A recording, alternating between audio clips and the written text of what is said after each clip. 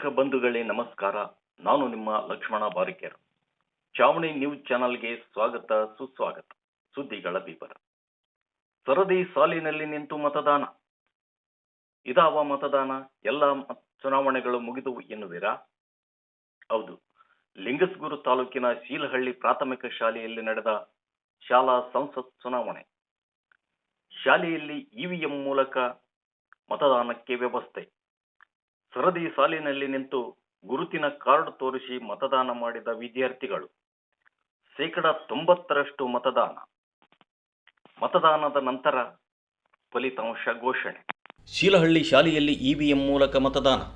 ಲಿಂಗಸ್ಗೂರು ತಾಲೂಕಿನ ಸರ್ಕಾರಿ ಹಿರಿಯ ಪ್ರಾಥಮಿಕ ಶಾಲೆ ಶೀಲಹಳ್ಳಿಯಲ್ಲಿ ಇವಿಎಂ ಆ್ಯಪ್ ಬಳಸಿ 2024-25ನೇ ಸಾಲಿಗಾಗಿ ಶಾಲಾ ಸಂಸತ್ ಚುನಾವಣೆ ನಡೆಸಲಾಯಿತು. ಚುನಾವಣಾ ಆಯೋಗ ನಡೆಸುವ ನೈಜ ಚುನಾವಣೆಗಳಂತೆ ಇವಿಎಂ ಆ್ಯಪ್ ಮೂಲಕ ಕಾರ್ಯನಿರ್ವಹಿಸಿತು.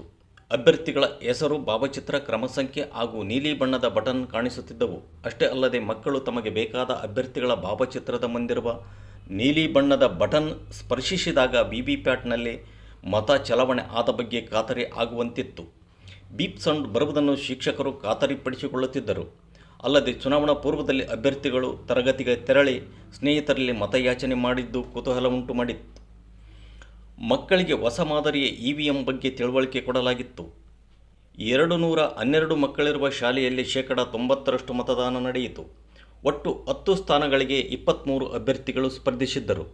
ಎಲ್ಲ ಮಕ್ಕಳು ಸರದಿಯ ಸಾಲಿನಲ್ಲಿ ನಿಂತು ತಮ್ಮ ಐಡಿ ಕಾರ್ಡ್ ತೋರಿಸಿ ಮತ ಚಲಾವಣೆಗೆ ಆಗಮಿಸಿದ್ದರು. ಇದಕ್ಕಾಗಿ ಶಾಲೆಯಲ್ಲಿ ಇರುವ ಮತಗಟ್ಟೆಗಳನ್ನೇ ಮತದಾನ ಕೇಂದ್ರಗಳನ್ನಾಗಿ ಬಳಸಿಕೊಳ್ಳಲಾಗಿತ್ತು. ಈ ಸಂದರ್ಭದಲ್ಲಿ ಮತ ಹಾಕಿದ ಬಗ್ಗೆ ಮಕ್ಕಳ ಬಲಗೈ ತೋರು ಬೆರಳಿಗೆ ಶಾಯಿ ಗುರುತು ಹಾಕಲಾಯಿತು. ಚುನಾವಣೆ ಮುಗಿದ ನಂತರ ಫಲಿತಾಂಶವನ್ನು ಪ್ರಕಟಿಸಲಾಯಿತು. ಪುಷ್ಪಲತಾ ಮುಖ್ಯಮಂತ್ರಿ, ಪ್ರಸನ್ನ ಕುಮಾರ್ ಉಪಮುಖ್ಯಮಂತ್ರಿ, ಅಜಯ್ ಆರೋಗ್ಯ ಮಂತ್ರಿ, ಐಶ್ವರ್ಯ ಶಿಕ್ಷಣ ಸಚಿವೆ, ಹನುಮಂತಪ್ಪ ಕ್ರೀಡಾ ಸಚಿವ, ರಾಕೇಶ್ ಪ್ರವಾಸೋದ್ಯಮ ಸಚಿವ, ಆನಂದ್ ಪರಿಸರ ಸಚಿವ, ಭೀಮಮ್ಮ ಆಹಾರ ಮತ್ತು ನೀರು ಸರಬರಾಜು, ದುರ್ಗಮ್ಮ ಗ್ರಂಥಾಲಯ ಮಂತ್ರಿ ಹಾಗೂ ಕೀರ್ತಿ ಕಾನೂನು ಮಂತ್ರಿಯಾಗಿ ಆಯ್ಕೆಯಾದರು. ಮುಖ್ಯೋಪಾಧ್ಯಾಯರಾದ ಗಿರೀಶ್ ಸೊಲ್ಲಾಪುರ್ ಸೇರಿದಂತೆ ಸಹ ಶಿಕ್ಷಕರಾದ ಈರಪ್ಪ ತೇರದಾಳ್, ಭಾಗೀರಥಿ, ಶಿವಕುಮಾರ್, ದುರ್ಗಪ್ಪ, ಅಮರೇಶ್ ಹಾಗೂ ರಾಚಪ್ಪ ಚುನಾವಣಾ ಸಿಬ್ಬಂದಿಗಳಾಗಿ ಕಾರ್ಯನಿರ್ವಹಿಸಿದರು. ಸದಾ ಚಾವಣಿ ನ್ಯೂಸ್ ಚಾನಲ್ ವೀಕ್ಷಿಸಿ ಪ್ರೋತ್ಸಾಹಿಸಿ. ಧನ್ಯವಾದಗಳು.